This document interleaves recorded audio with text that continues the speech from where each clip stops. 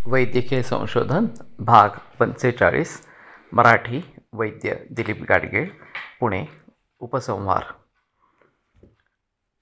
तर समाजाची मानसिकता बदलायला हवी याच्याविषयी दुमत नाही, पण त्यासाठी समाजाची त्यासाठी अनुकूलता अशा स्वरूपाची पण खरं तर असायला हवी. पालथ्या गड्यावर पाणी अशीच परिस्थिती प्रायः असते आणि त्यामुळे जोपर्यंत समाजामध्ये या प्रकारची जागरूकता निर्माण होत नाही की आपल्याला प्राचीन भारतीय शास्त्र समजून घ्यायचे, त्यांचा दृष्टिकोन समजून घ्यायचा आहे, तोपर्यंत हे ज्ञान समाजापर्यंत खऱ्या अर्थाने पोचणार नाही. मी माझ्यापरीने खूप प्रयत्न आतापर्यंत करत आलो आहे आणि करत राहणार आहे. पण बऱ्याच लोकांचं म्हणणं असं पडलं की व्हॉट्सअप मेसेज हे त्या मानाने कमी लोकांपर्यंत जाणार अशा स्वरूपाचं आहे. जर जागतिक पातळीवरती विचार पोचायला हवे असतील तर यूट्यूब हा जास्त चांगला मार्ग अशा स्वरूपाचा आहे. आणि मग तो पुन्हा इंग्रजी आणि हिंदी, ते सर्व भारतीय आणि परदेशी लोकांसाठी इंग्रजीमध्ये आणि खास करून भारतीयांसाठी हिंदीमध्ये अशा स्वरूपाचा जर केला गेला तर जास्त बरं राहील. मराठी भाषांतर करून घेणं अशा स्वरूपाचं शक्य राहील, नाहीतर मराठीचं एक वेगळं करणं अशा प्रकारचं पण शक्य आहे अशा स्वरूपात. आणि मग हे व्हिडिओ या स्वरूपामध्ये करायचं असेल तर तो जरा वेगळा विचार करायला हवा. आणि मे बी शनिवार रविवार त्यातल्या त्यात लोकांना वेळ जास्त असतो,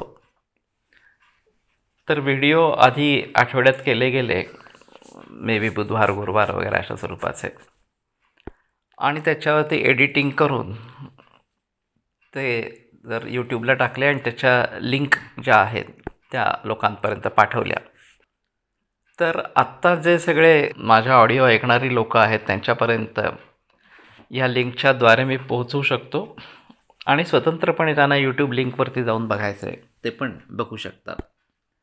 विषय मी गुंतवणूक आरोग्यातली हाच ठेवतो आहे, फक्त तो निवेश आरोग्य में आणि इन्व्हेस्टिंग इन हेल्थ ह्या प्रकाराने हिंदी आणि इंग्रजीमध्ये अशा स्वरूपाचा असेल. आणि मे बी एका वेळेला 5 मिनटाच्या ऐवजी 10 मिनटं असं रेकॉर्डिंग करून बघायला हरकत नाही आहे, कारण त्याच्यापेक्षा जास्त लोकांना नित्यनियमाने ऐकायला कदाचित कंटाळा येईल. नाहीतर 5-5 मिनटाच्या सुरुवातीला करायचं आणि पुढे 10 मिनटापर्यंत जायचं अशा स्वरूपाचं असं एक शक्य आहे.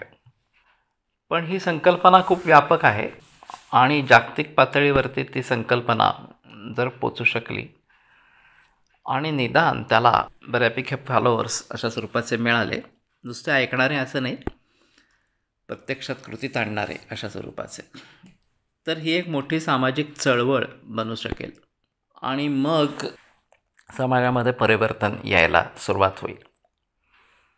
अर्थात त्यात खूप मोठ्या प्रमाणामध्ये अनेक विषय अशा स्वरूपाचे संबद्ध आहेत आणि एक एक करून त्याचा उलगडा करत जाणं असं अपेक्षित आहे आणि ते सगळं मिळून एक काहीतरी दृश्य निर्माण होईल.